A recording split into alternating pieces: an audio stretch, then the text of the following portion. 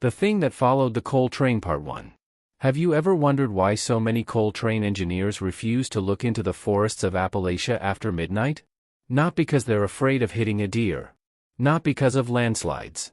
But because, every so often, something begins running beside the train. Something that should never be able to keep up. If you enjoy true horror stories, forgotten legends, and terrifying mysteries hidden in America's darkest places, you've found the right channel. Here, we explore the stories that most people would rather forget, stories whispered by miners, truckers, park rangers, and people who survived encounters they still can't explain. So dim the lights, lock your doors, and let's begin. People think trains are predictable. Steel tracks. Fixed destinations. Schedules. Everything follows rules. But the old coal railroads cutting through the Appalachian Mountains have always been different. There are stretches of track where radio signals disappear.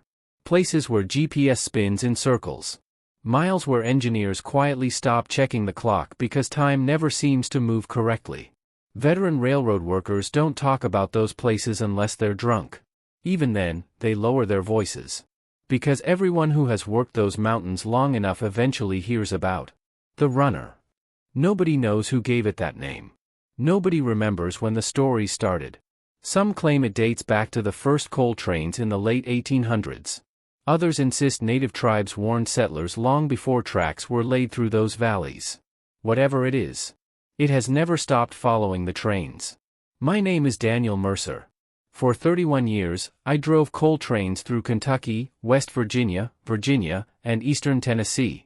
I believed in mechanical failures. Broken rails. Faulty signals. Weather. Physics. Not monsters. Certainly not ghosts. Railroads teach you one lesson faster than anything else.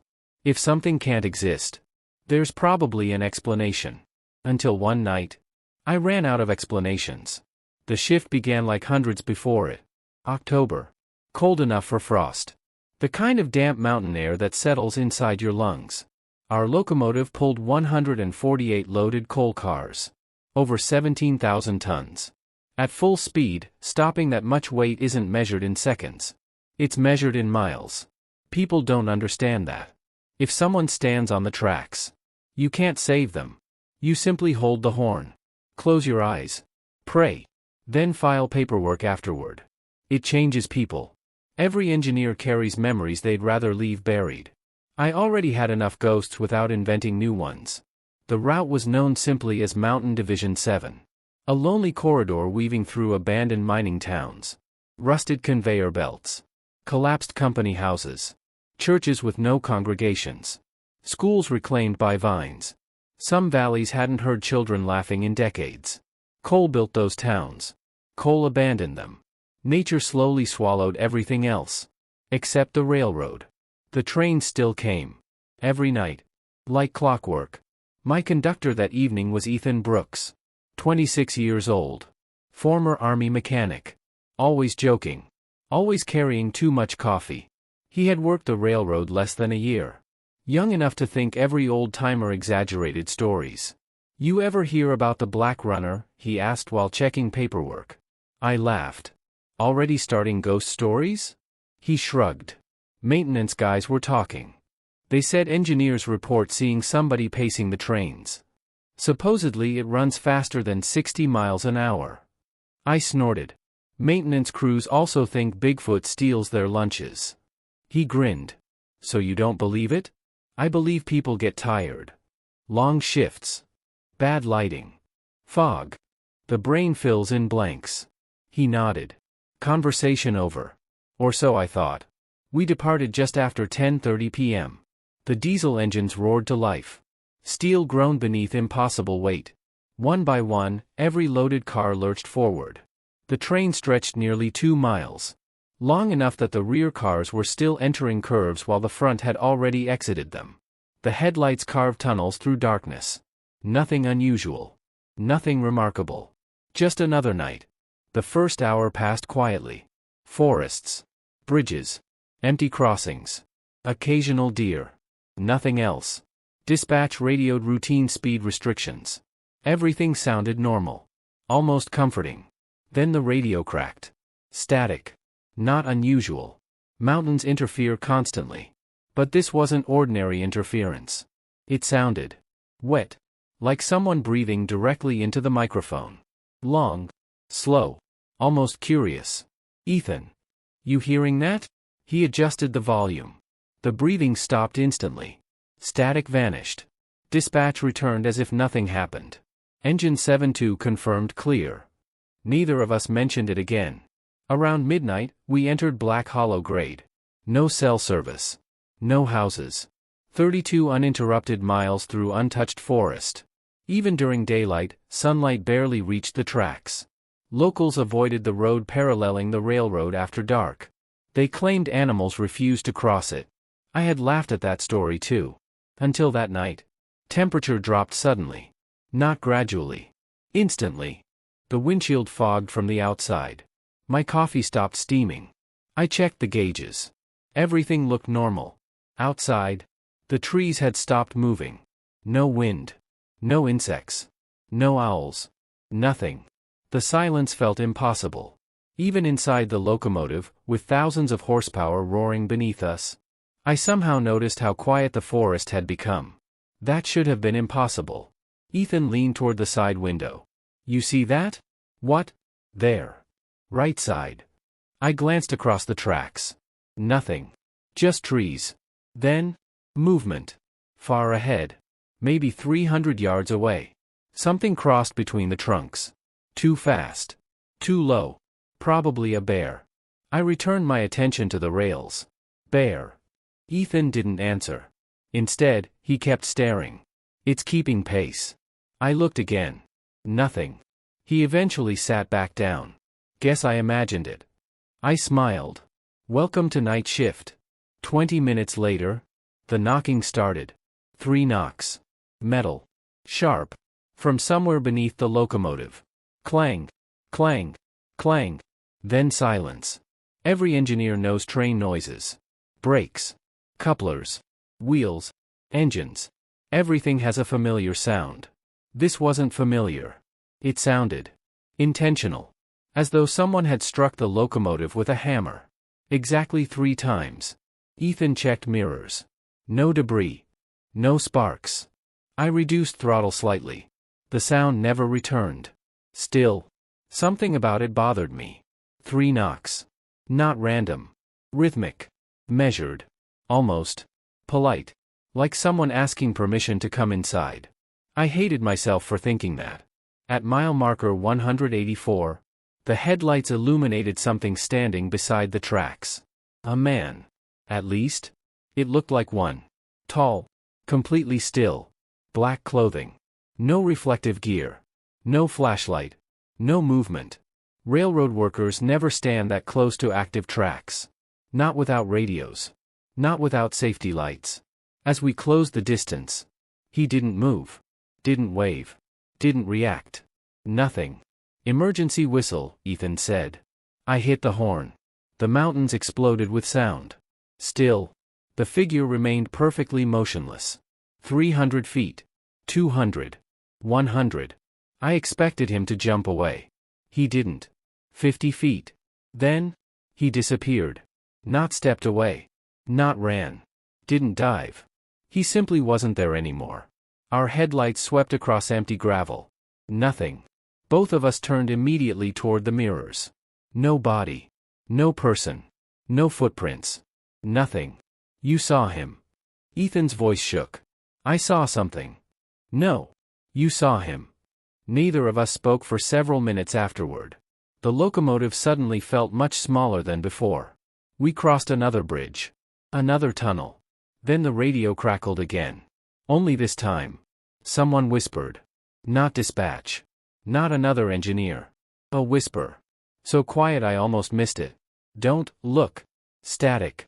Silence. Dispatch resumed normal conversation seconds later. Nobody acknowledged the interruption. I picked up the microphone. "Dispatch, repeat your last transmission." A pause. Then confusion. 7-2, we haven't transmitted for the last 4 minutes. I slowly placed the microphone back into its holder. 4 minutes. Someone had spoken. I knew it. Ethan knew it too. Neither of us wanted to admit what we'd heard. Then came the first sighting. The one that changed everything. Ethan froze. His face turned pale. He wasn't looking ahead. He wasn't looking behind us. He was staring directly out the right side window. His lips parted. Very quietly, he whispered one sentence. "It's running." I turned toward the glass. At first, I saw only darkness. Then, something emerged from the shadows between the trees. A silhouette. Blacker than the night around it. Long arms. Impossible stride. Its feet never seemed to touch the ground for long. Yet somehow, it kept perfect pace with our locomotive. 60 miles per hour. Without effort. Without breathing. Without ever taking its eyes off us. And then, it smiled. For one long, impossible second, neither of us moved. The creature's smile never changed. It wasn't the grin of a predator preparing to attack. It wasn't the expression of something amused. It looked more like recognition. As if it had finally found the people it had been searching for. Its face remained swallowed by darkness, yet the curve of that smile was unnaturally bright beneath the locomotive's floodlights. No eyes reflected back at us. No details became clearer as we drew closer. It was simply a shape cut out of the night itself, moving with impossible precision beside the train. The forest blurred behind it. The creature did not. "Ethan," I whispered without taking my eyes off the window. "You seeing exactly what I'm seeing?" His answer came several seconds later. "I wish I wasn't." The speedometer held steady. 61 miles per hour. The locomotive thundered across the rails with over 17,000 tons pushing from behind. Nothing alive should have been capable of matching that speed. Especially not over uneven ground. The thing never stumbled. It never adjusted its stride. Its movements looked almost wrong, as though the world itself was sliding beneath it while its body remained perfectly still. The longer I watched, the less it seemed like running. My instincts finally took over. I grabbed the radio. "Dispatch, this is Engine 7-2. Static answered. "Dispatch, do you copy?" Nothing. Only the low hiss of dead air. I tried another frequency. Silence. Another. Nothing. Every emergency channel had gone quiet at exactly the same moment. Then every display inside the cab flickered. The digital clock blinked. 12:47. Then, 12:47 again. It refused to advance. The GPS screen froze. The locomotive diagnostics rebooted without warning. Even the cabin lights dimmed for a heartbeat. Outside, the creature continued keeping pace. It never looked at the tracks. Never looked ahead. Its head remained turned toward us with impossible precision. Watching. Waiting. Studying. "You need to stop looking at it." Ethan's voice was barely audible. "What?" "My grandfather worked these tracks." I glanced toward him. His face had become ghostly pale. "He told me." Ethan swallowed hard. "If you ever see something keeping pace with the train, don't acknowledge it." I frowned. "You never mentioned your grandfather." "He quit the railroad after one trip through Black Hollow. Wouldn't tell anyone why. He only said, 'Some things beside the tracks aren't trying to catch the train. They're trying to get invited inside.'" A cold sensation spread across my arms. The knocking. 3 deliberate knocks beneath the locomotive. Like someone asking permission. I suddenly wished I had never remembered that sound. Outside, the creature slowly lifted one arm. Not waving. Not threatening. Simply placing an open hand against the empty air beside the locomotive. Its fingers were impossibly long. At least twice the length of a normal person's. Each one bent in too many places. The hand remained perfectly level with Ethan's window. As though resting against invisible glass. Then, tap. One finger struck the window. The sound echoed clearly inside the cab. Tap. Another finger. Tap. Another. 3 taps. Exactly like the knocking beneath the locomotive. Neither of us breathed. The window should have been impossible to reach. The locomotive sat several feet above the ground. We were moving over 60 miles per hour. Yet somehow, those fingers rested calmly against the glass. I jerked the throttle forward. The diesel engines roared harder. The locomotive strained against the massive weight behind us. 62. 63. 64. The creature accelerated effortlessly. Its stride never changed. It remained exactly beside Ethan's window. Smiling. Always smiling. "What is it?" I asked. Ethan answered with complete honesty. "I don't think it wants us." "What do you mean?" "I think." He couldn't finish. His eyes drifted toward the endless line of coal cars stretching behind us. Nearly 2 miles of loaded freight disappeared into the darkness. Something inside me suddenly realized. Neither of us had looked behind the locomotive for several minutes. I forced myself toward the side mirror. At first, everything looked normal. Coal cars, steel wheels, darkness. Then, movement. Not beside the train. On top of it. My stomach tightened. Figures. Dozens of them. Running silently across the roofs of the coal cars. Their bodies were just as black as the first creature. Too tall. Too thin. They moved from car to car without making a sound. No bouncing. No slipping. Almost gliding. Each one headed toward us. Toward the locomotive. "Ethan." He followed my gaze into the mirror. The color drained completely from his face. Oh, God. There weren't 5. Or 10. There were hundreds. Some sprinted. Others crawled on all fours. A few seemed to move upside down beneath the steel framework connecting the cars. Every single one was coming forward. Every single one smiled. The locomotive suddenly lurched. Hard. The entire cab shook violently. Warning alarms exploded across the control panel. Wheel slip. Brake pressure fluctuation. Electrical fault. None of it made sense. The track ahead remained perfectly clear. Yet it felt as though something enormous had landed somewhere behind us. The train lost speed. 63. 60. 58. The weight pushing against us suddenly felt heavier. Far heavier. Almost as though another 100 loaded cars had attached themselves without warning. What the hell? I pushed more power into the engines. The motors screamed. Nothing. The train continued slowing. 56. 54. 52. Impossible. Even climbing a grade, we shouldn't have been losing speed this quickly. Not with all engines functioning normally. It felt as though something invisible had grabbed the rear of the train, holding it back. Then came a sound neither of us had ever heard before.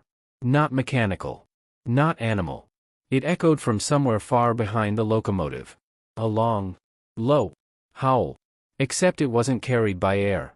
It traveled through the rails themselves. The steel beneath us vibrated. The control desk rattled. Coffee rippled inside Ethan's cup. The sound climbed through the locomotive floor and into my chest. I didn't hear it. I felt it. Outside, every creature stopped moving simultaneously. Hundreds of black silhouettes froze atop the coal cars. The one beside our window also stopped. It no longer appeared to be running. Instead, the train seemed to be moving while it remained perfectly motionless. Somehow, it stayed beside us anyway. Its smile slowly widened. Far wider than any human mouth should. Until the corners stretched almost to where ears should have been. Inside that grin, there were no teeth. Only darkness. An endless darkness deeper than the surrounding night. The howl came again. Closer. This time, every creature looked toward the rear of the train.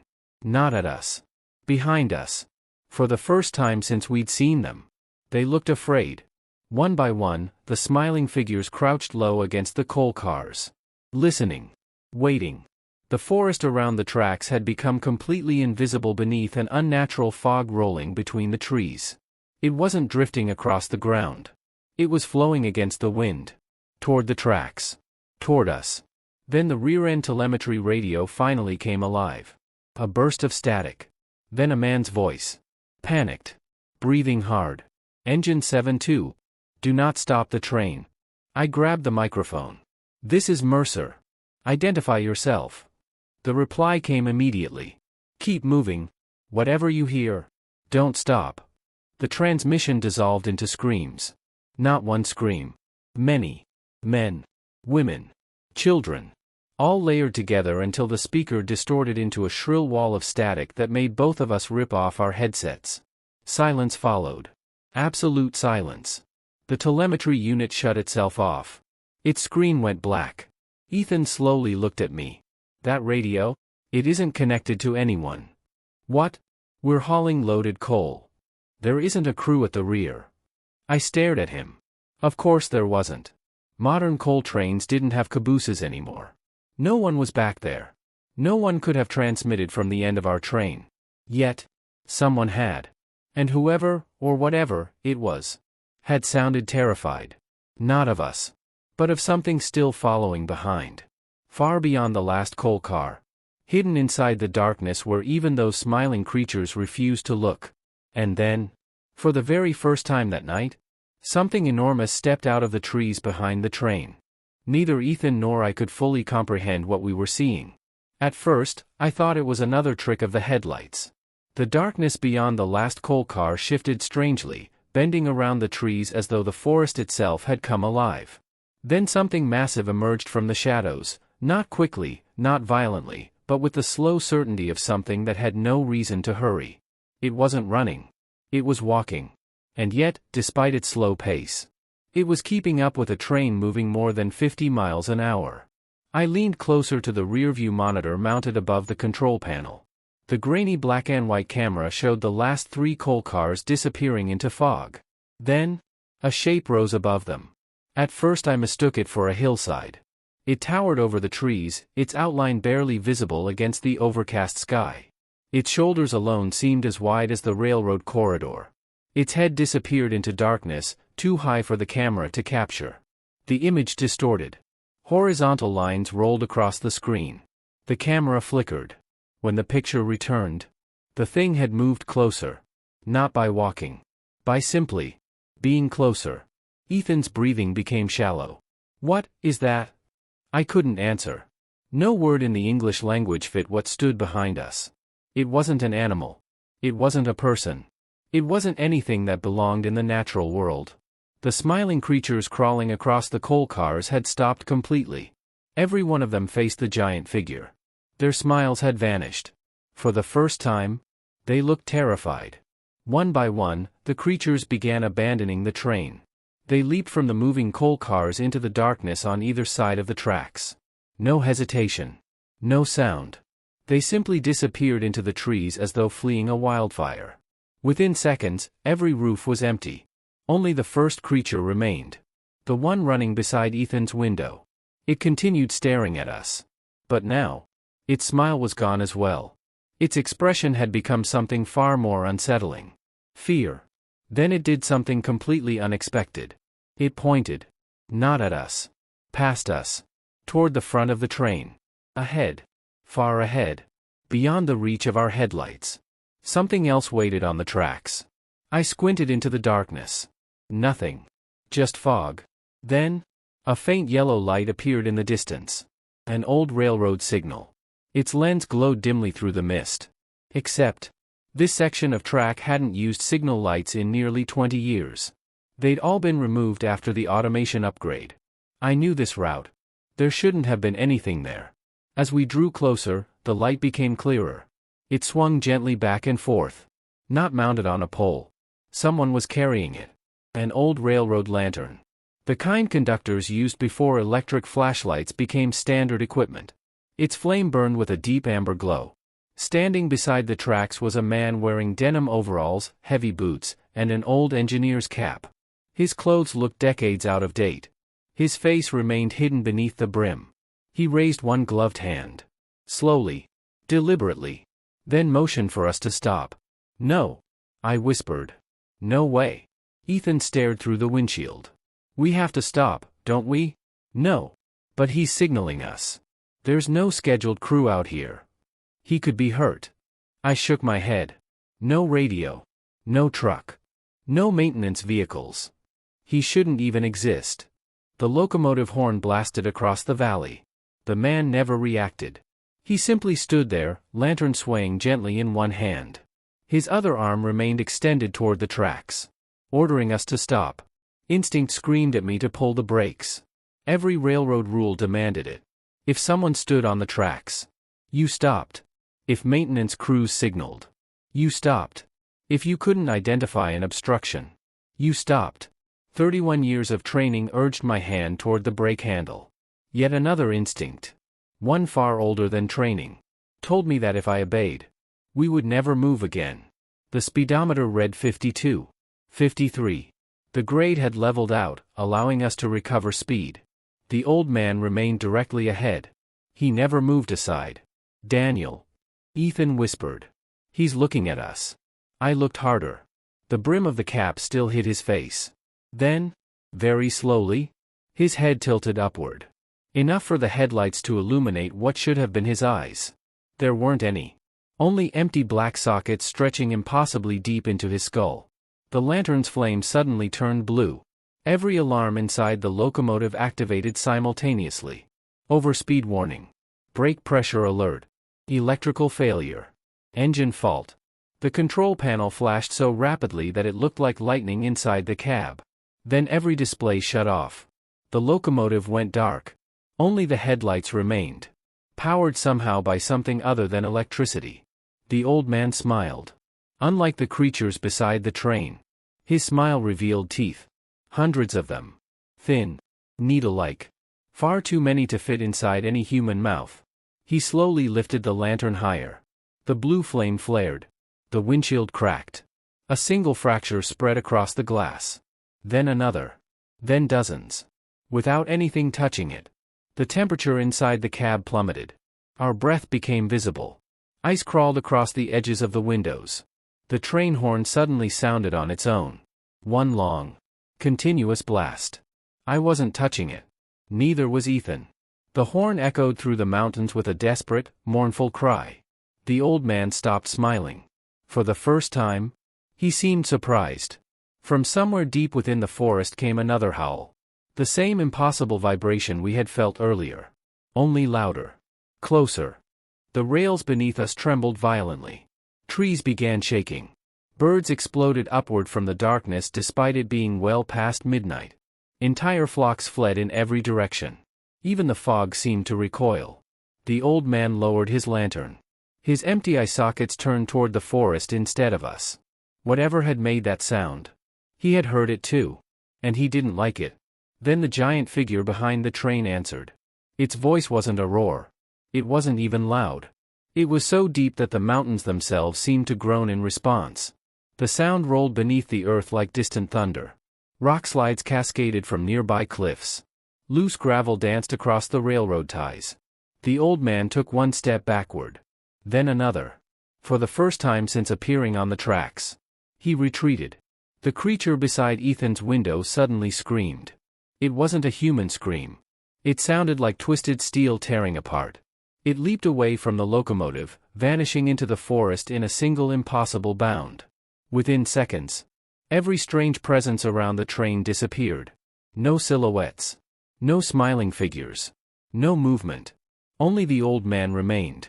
And even he was backing away into the fog. As the locomotive reached the place where he had been standing, he whispered something.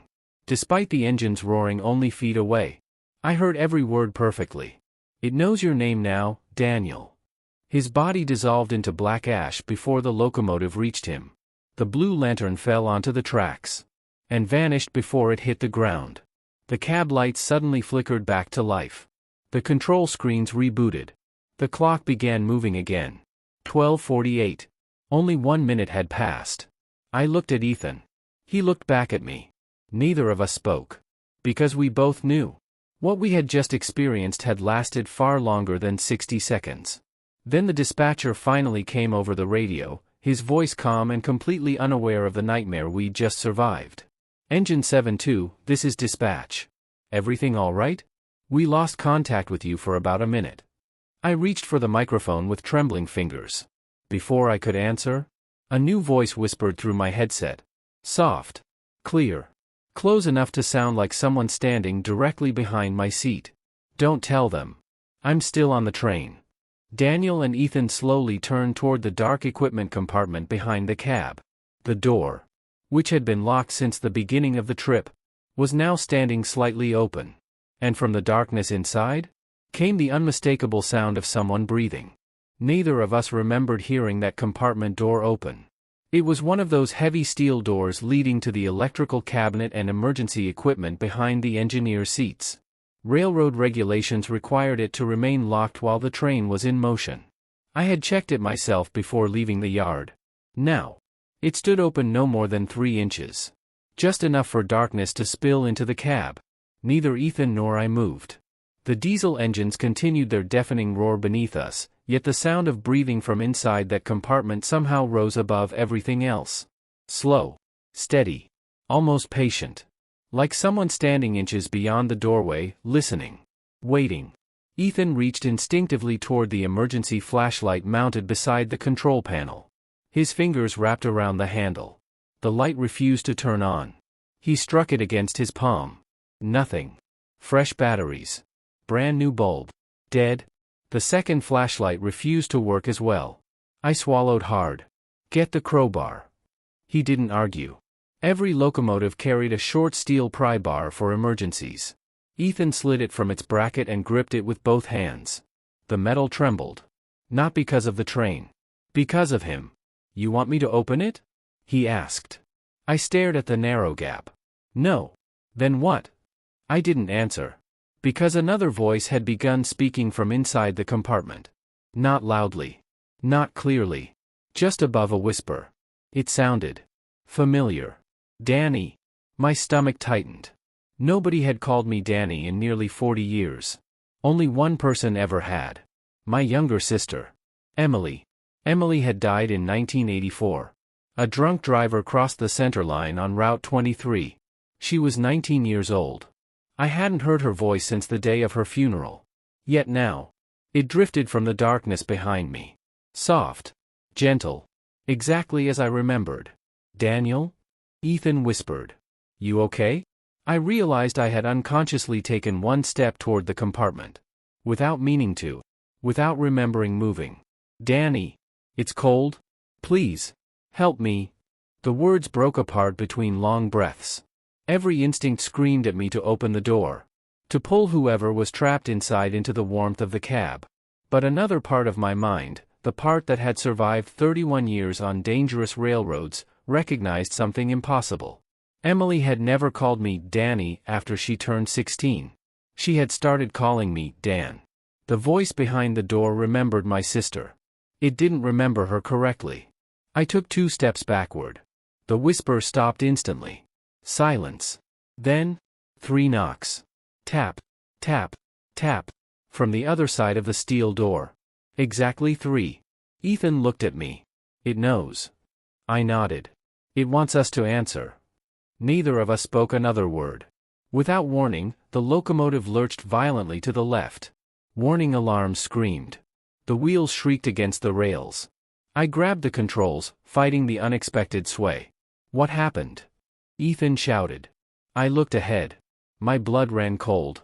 The tracks were gone. Not physically. They still existed beneath us. But our headlights no longer reflected off polished steel. Instead, the rails disappeared into dense black fog only 20 yards ahead of the locomotive. It was like driving into a tunnel made entirely of darkness. The beam from our headlights simply ended. The GPS blinked back to life. Our location displayed one word. Unknown. No coordinates. No route. No map. Just unknown. Dispatch called again. 7-2, reduce speed to 40. I answered immediately. Dispatch, confirm our location. Static. Then, you're not on the map anymore. The transmission ended. The speedometer dropped. 50. 48. 46. For the first time all night, I deliberately slowed the train. Whatever lay inside that darkness. I wanted time to react. The fog swallowed the locomotive. Instantly. Everything outside vanished. Trees. Signals. Mountains. Even the stars disappeared. The windshield became a wall of gray-black mist. It felt less like moving through weather. And more like entering another place entirely. The cab temperature dropped again. Frost crept across the corners of the windshield. Then something brushed against the side of the locomotive. Scrape. Metal screamed beneath us. The sound traveled along the entire length of the train. As though enormous fingers were dragging across every coal car. One after another. All 148 of them. The noise continued for nearly a minute. Never speeding up. Never slowing down. Just following us. Ethan looked into the side mirror. I can't see the train. What? It's gone. I leaned toward the mirror. He was right. The locomotive remained visible. But behind us, there were no coal cars. Only darkness. Our nearly 2-mile-long train had disappeared into the fog. It looked as though we were pulling nothing. Then the rear-end telemetry alarm activated. One sharp beep. The display lit up. End of train device disconnected. I frowned. Impossible. Those devices didn't simply disconnect. Not without the train breaking apart. If that had happened, the emergency brakes would already have activated. Yet brake pressure remained normal. Somehow, the train was still there. But according to the instruments, its end no longer existed. Another whisper came from behind the compartment door. This time, it wasn't Emily. It was a man's voice. Old, weak, filled with exhaustion. Don't let it count you. Ethan frowned. Count us? Before I could answer, something hit the side of the locomotive. Boom! The entire cab shook. Another impact. Boom! Then another. Boom! Each strike came from farther back along the train. Like something enormous was landing on one coal car. Then the next. Then the next. Coming closer with every leap. Boom! Car 112. Boom! Car 95. Boom! Car 78. Closer. Closer. Closer. Neither of us needed to speak. Whatever was moving across the train was coming toward the locomotive. The impacts accelerated. Boom! Boom! Boom! No longer separated by seconds. Now almost continuous. Steel groaned beneath impossible weight. Coal dust exploded into the air behind us. The rear-view camera flickered back to life for a split second. Long enough for us to see a single enormous foot crushing the roof of a coal car flat. Not a footprint. The entire roof collapsed inward like paper. The camera immediately died. Boom! Car 40. Boom! Car 28. Boom! Car 17. Every impact shook the locomotive harder. Whatever had followed us from the forest was now crossing the train itself. And it was almost here. Then, everything stopped. Silence. No impacts. No scraping. No whispers. Nothing. Even the engine sounded strangely distant. Ethan slowly looked toward the roof. So, where is it now? I didn't answer. Because I already knew. Very slowly, a layer of black coal dust drifted down across the outside of the windshield. As though something directly above us had just settled into place. Then, a single long claw slowly curled over the front edge of the locomotive roof. Another claw appeared beside it. Each one nearly 3 feet long. The metal roof groaned under tremendous weight. Something massive had climbed onto the locomotive. Neither Ethan nor I dared look upward.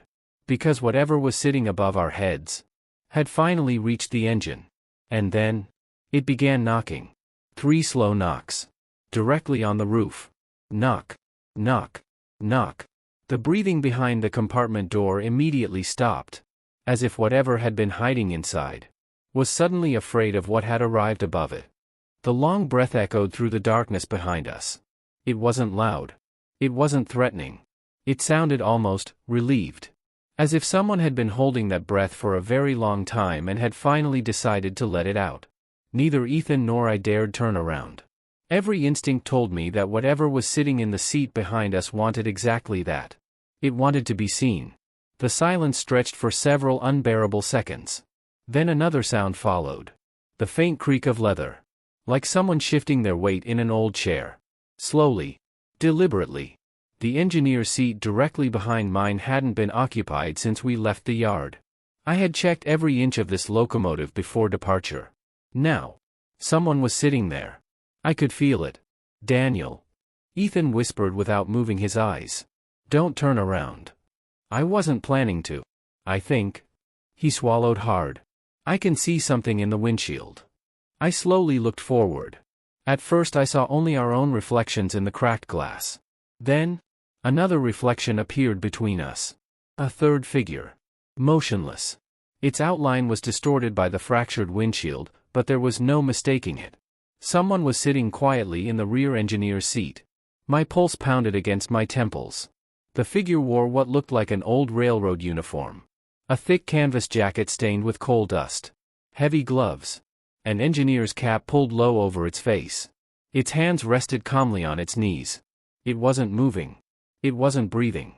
Yet the reflection remained perfectly clear. Very slowly, the figure raised one hand. Not toward us. Toward the windshield. One long finger pointed ahead. Toward the tracks disappearing into the endless fog. Then it lowered its hand again. Not a single sound came from the seat behind us. The radio suddenly crackled to life. Engine 7-2, this is dispatch.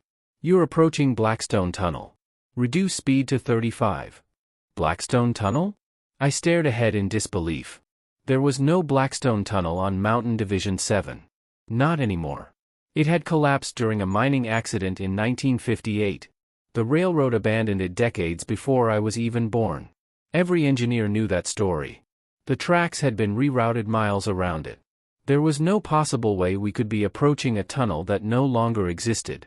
Ethan slowly reached for the route map stored beside the control console. His hands shook as he unfolded it across the dashboard. The modern railway line curved east. Exactly as it always had. But something impossible was happening outside. The headlights now illuminated rails leading perfectly straight ahead. Toward a mountain that should never have been directly in front of us. And carved into that mountain was the black outline of a tunnel entrance. It looked ancient. Its stone archway was cracked and covered with moss. Old railroad company initials had been carved into the weathered concrete. Half the letters had fallen away, leaving only fragments of a forgotten name. Above the entrance hung a rusted iron sign. Even through the fog, I could just make out the faded white paint. Blackstone Tunnel. No. I whispered. This can't be real. The speedometer read 48 miles per hour. The tunnel rushed closer. If the modern tracks truly ended here, we would smash directly into solid rock. I instinctively reached for the brake. Before my fingers touched the handle, a cold hand closed gently around my wrist. I froze. The touch wasn't painful. It wasn't violent. It was simply ice cold. My eyes slowly drifted toward the reflection in the windshield. The figure behind me had moved. Its gloved hand rested lightly on my arm. Its face remained hidden beneath the brim of the engineer's cap. Then, for the first time, it spoke. Its voice was barely louder than a whisper. Don't stop. The voice sounded tired. Not evil. Not angry. Exhausted. Like someone who had been repeating the same warning for generations. Before I could react, something crashed onto the roof again. The entire cab shook violently. Steel screamed above our heads. The massive creature had returned. Its claws scraped across the metal as it crawled toward the front of the locomotive. The roof bowed inward another inch. Rivets snapped free and bounced across the floor. Coal dust rained from every vent. A deafening roar exploded from somewhere behind the train. The impossible giant was still following us. Only now, it sounded closer than ever. The mountains answered with echoes that rolled through the valley like distant artillery. Trees vanished into waves of swirling black mist. The forest itself seemed to bend away from whatever approached. The figure behind us remained perfectly calm. Its hand still rested lightly on my wrist. You must keep moving, it whispered. If you stop, it catches up. Catches up? I asked. The figure slowly nodded. It doesn't chase trains. It waits for them to stop. Every hair on my arm stood upright. Suddenly every old railroad story made terrifying sense. The mysterious delays. The abandoned locomotives. The engineers who resigned without explanation. They hadn't been escaping accidents. They had survived something far worse. The tunnel entrance rushed toward us. 500 yards. 400. 300. The headlights revealed twisted rails disappearing into absolute darkness beyond the stone arch. No lights. No exit visible. Only endless black. Ethan's breathing became frantic. We're going to hit it. No. We don't know what's inside. We don't know what's behind us either. The rearview monitor flickered back to life for one brief second. The image made my blood freeze. The giant shape that had towered above the trees was no longer behind the train. It had disappeared. Then I noticed why. A pair of impossibly large hands had wrapped around the final coal car. Something was pulling itself onto the train. One car at a time. Closer. Closer. Toward us. The screen went black again. Daniel. The figure behind me spoke once more. Its voice had grown weaker. When we enter, whatever you hear, whatever you see, do not answer anyone who knows your name. Before I could ask another question, the figure slowly removed its engineer's cap. For the first time, I saw its face reflected in the windshield. It wasn't a monster. It wasn't a ghostly skull. It was an elderly railroad engineer. His face was weathered with age, his beard streaked with gray, and a deep scar ran from his left temple to his jaw. But his eyes were filled with overwhelming sadness. He looked less like something hunting us, and more like someone who had failed to save everyone else. Then he quietly spoke the words that would haunt me for the rest of my life. I drove this train before you. The locomotive crossed beneath the crumbling stone arch of Blackstone Tunnel. Instantly, every light outside disappeared. The headlights no longer illuminated the rails. Instead, they revealed something impossible. Hundreds of old coal trains stood silently inside the tunnel. Each locomotive rested on parallel tracks stretching endlessly into the darkness. Every one of them looked abandoned. Every cab light was still glowing. And inside every engineer's seat, someone was waiting. For several long seconds, neither Ethan nor I spoke. Our locomotive continued rolling deeper into Blackstone Tunnel, yet the tunnel seemed impossibly vast. Instead of rough stone walls pressing in on both sides, there stretched an endless underground rail yard disappearing into darkness. Track after track ran beside ours, each occupied by an old locomotive from a different era. Some were steam engines coated in rust, their brass fittings dull beneath layers of coal dust. Others were early diesel locomotives bearing faded railroad logos that had disappeared decades ago. A few looked almost new, as though they had vanished only months earlier. None of them should have been there. Every single locomotive faced the same direction we were traveling. Every single headlight remained illuminated.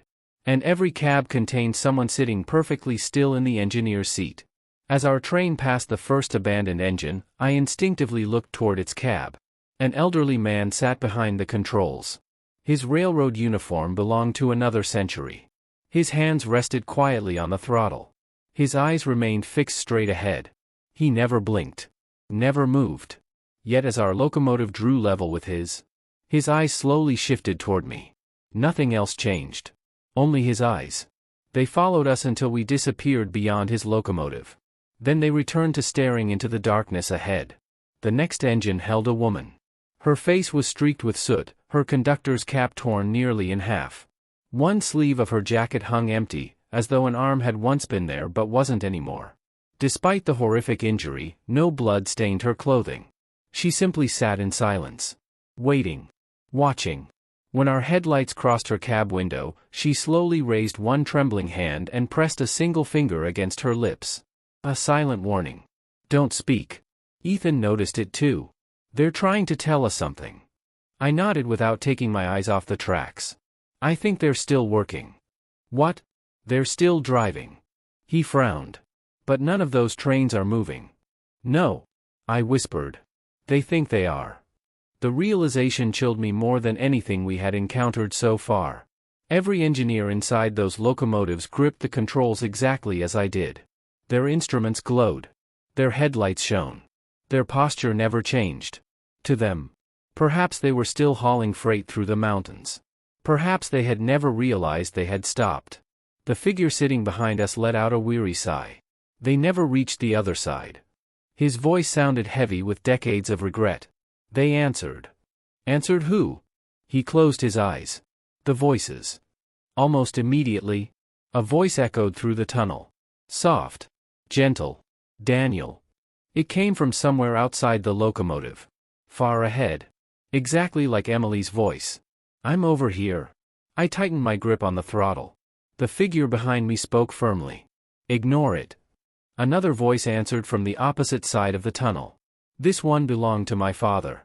He had passed away 12 years earlier. Son, you've gone the wrong way. His tone carried the same calm authority I remembered from childhood. You need to stop the train. For one dangerous moment. I almost believed him. Ethan suddenly stiffened. His eyes widened. Mom? He whispered. I looked toward him. No. She's standing over there. He pointed toward the darkness beyond the passenger side window. I can see her. His breathing became uneven. She's crying. Without thinking, Ethan reached for the side window latch. I grabbed his arm. Don't. But it's my mother. No. She's asking for help. That's not your mother. Tears filled his eyes. I can hear her. So can I. He looked at me. My mom died when I was 16. I know. No. He shook his head violently. You don't understand. She knows things. What things? She's telling me about the letter she hid inside Dad's toolbox. His face drained of color. I never told anyone about that. Neither of us spoke. Whatever existed inside this tunnel didn't merely imitate voices. It knew things. Private things. Memories buried so deeply that no stranger could possibly know them. The tunnel became strangely brighter. Not because of lights. Because hundreds, then thousands, of lanterns slowly appeared in the darkness. Each one hung motionless several feet above the ground. Blue flames flickered silently inside old glass housings. They stretched endlessly ahead like ghostly stars beneath the earth. As our locomotive rolled between them, I noticed something disturbing. Every lantern stood beside a human figure. Men, women, children, railroad workers, miners, travelers. They lined both sides of the tracks in perfect silence. None of them moved. None of them blinked. They simply watched our train pass. Then, one little girl smiled. She couldn't have been older than 8. She wore a faded white dress covered with coal dust. In one hand she carried an old teddy bear with only one button eye. She lifted the toy slightly. And waved. Not at Ethan. Not at the figure behind us. At me. My stomach tightened. She looked exactly like Emily had looked when she was a child. The same curly hair. The same freckles. The same shy smile. Except, Emily had never owned a teddy bear. The figure behind me leaned closer. It learns. What? It studies your memories. It becomes whatever you trust. As soon as he finished speaking, every lantern extinguished simultaneously. Darkness swallowed the tunnel. Only our locomotive's headlights remained. Then, something began running beside the train again. Not one thing. Many. Shapes darted through the darkness just beyond the beams of light. Too fast to identify. Sometimes they resembled people. Sometimes wolves. Sometimes they moved on 2 legs. Sometimes on 6. Each silhouette shifted unnaturally, refusing to hold one form for more than a second. They surrounded the locomotive without making a sound. The speedometer climbed. 40. 45. 50. I wasn't increasing the throttle. The train was accelerating by itself. The controls no longer responded. The brake handle felt frozen in place. The locomotive had decided where it was going. And it wasn't asking permission. Ahead, another train emerged from the darkness. It traveled directly toward us on the same track. An enormous steam locomotive. Black. Ancient. Its headlight burned with a pale blue glow. Steam poured from every valve despite the absence of heat. The whistle screamed. A long, mournful cry that echoed through the endless tunnel. There isn't another track, Ethan gasped. We're going to collide. I instinctively reached for the emergency brake. The old engineer behind us seized my wrist with surprising strength. No. If we don't stop. It isn't real. The oncoming train grew larger. Closer. Faster. I could now see faces staring from its cab windows. Dozens of them. All expressionless. All watching us. The distance closed rapidly. 300 yards. 200. 100. The whistle became deafening. The tunnel shook. Our locomotive continued accelerating. Neither train attempted to slow down. 50 yards. The 2 headlights merged into one blinding beam. Ethan threw both arms over his face. I gritted my teeth, waiting for the impact. 10 yards. 5. 1. The other train passed straight through us. There was no collision. No explosion. Only a wave of freezing air that swept through the cab like a winter storm. For an instant, I saw the engineer inside the ghost train. He looked exactly like me. Older. Exhausted. His eyes met mine as our locomotives crossed through each other. Then he slowly mouthed 4 silent words. You're almost too late. The ghost train vanished behind us without a sound. But before either of us could recover, every radio inside the cab came alive at once. Hundreds of voices, old dispatchers, conductors, engineers, miners, and frightened passengers, began speaking over one another in frantic whispers. Out of the chaos, one sentence emerged louder than all the others. "Don't let it reach the front of the train." At that exact moment, a deafening metallic bang erupted from somewhere just ahead of the locomotive. Something enormous had landed on the nose of the engine. The impact threw both Ethan and me forward against our seat belts. The locomotive shuddered violently as something unimaginably heavy settled onto its nose. Steel groaned beneath the weight, and the headlights flickered, their beams dancing wildly across the endless darkness of Blackstone Tunnel. Then, everything became still. The hundreds of voices filling the radio vanished at once. The whispering stopped. The breathing behind us disappeared. Even the old engineer who had been sitting silently in the rear seat was gone. Only the low rumble of the diesel engines remained. Slowly, I lifted my eyes toward the windshield. Standing on the very front of the locomotive was the towering black figure that had followed us through the Appalachian Mountains. For the first time, I saw its face. It had no eyes, no nose, no ears. Its entire face was an endless void, darker than the tunnel around it. Only its smile remained. That same impossibly wide smile we had first seen outside Ethan's window. It leaned forward until its featureless face pressed against the cracked windshield. Then it spoke. Not with a voice. With every voice I had ever loved. Emily. My father. My mother. Friends I had buried. Railroad men who had died on the tracks. Every voice merged into one impossible sentence. You can finally come home. For one terrifying moment, I wanted to. The exhaustion of 31 years on the railroad settled over me all at once. Every accident I had witnessed. Every funeral. Every lonely night crossing forgotten mountains. Every regret I had carried suddenly felt unbearably heavy.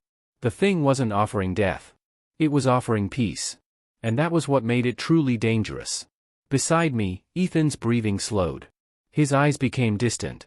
He was listening to another voice. Someone calling only to him. His hand drifted toward the emergency brake.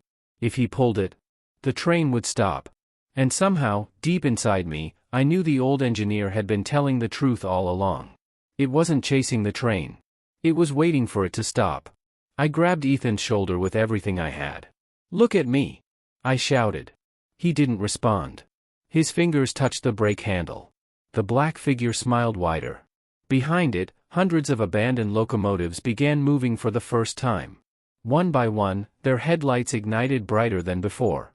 Steam engines, diesels, modern freight locomotives. All slowly rolled forward through the endless tunnel.